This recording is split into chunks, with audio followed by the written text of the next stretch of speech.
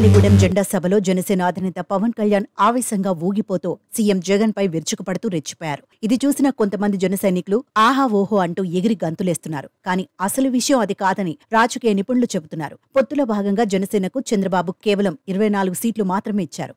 అందులోనూ 5 సీట్లలో మాత్రమే అభ్యర్థులను పవన్ ప్రకటించారు. దీంతో రాష్ట్ర వ్యాప్తంగా పవన్ కళ్యాణ్ పైన తీవ్ర స్థాయిలో జనసేన కార్యకర్తలు, నాయకులు రగిలిపారు.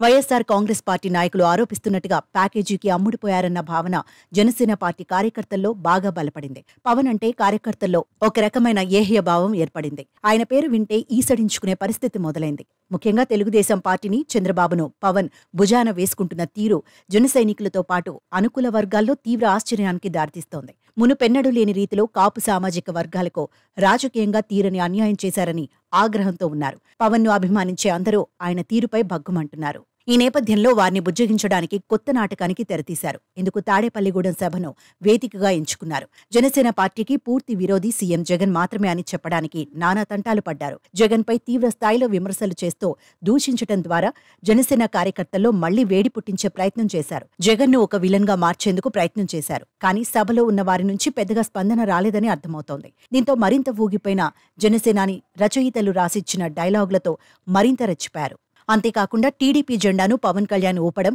జనసేన జెండాను చంద్రబాబు ఊపడం జనసేన కార్యకర్తల్లో మరింత ఆగ్రహాన్ని నింపింది. చూసేవారికి కూడా ఎప్పెట్టుగా అనిపించింది. ఇక సలహాలు ఇచ్చేవారు తనకు వద్దంటూ జనసేన మేధావి వర్గాలను సైతం కించపరిచేలా పవన్ మాట్లాడటంపై సర్వత్రా విమర్శలు వస్తున్నాయి. ఇలా ఊగటాలు, శాపనార్థాలు, తిట్లు, ద్వేషించే మాటలు, పరిధికి మించి ఆవేశం ప్రదర్శించడం గతంలోనూ చేసేవారు. 2019 ఎన్నికలకు ముందు పవన్ ఆవేశంతో మాట్లాడిన మాటలను ఈ సందర్భంగా గుర్తు చేస్తున్నారు. జగన్ ముఖ్యమంత్రి కాలేరని, ఇది శాసనమంటూ ఆయన చేసిన వ్యాఖ్యలను వైరల్ చేస్తున్నారు. కానీ చివరకు జగన్ భారీ మెజారిటీతో గెలిచి సీఎం అయ్యారనే విషయాన్ని ప్రస్తావిస్తున్నారు. పవన్ మాటలను పట్టించుకునే స్థితిలో ఎవరూ లేరనే అభిప్రాయాలు వెల్లువెత్తుతున్నాయి. మరోవైపు టీడీపీ అధినేత చంద్రబాబు కూడా వ్యూహాత్మకంగా ఈ సభలో వ్యవహరించారు. జనసేనను రాజకీయంగా పూర్తిగా లొంగ తీసుకున్న విషయాన్ని ఎక్కడా కనిపించనీయకుండా జాగ్రత్త పడ్డారు.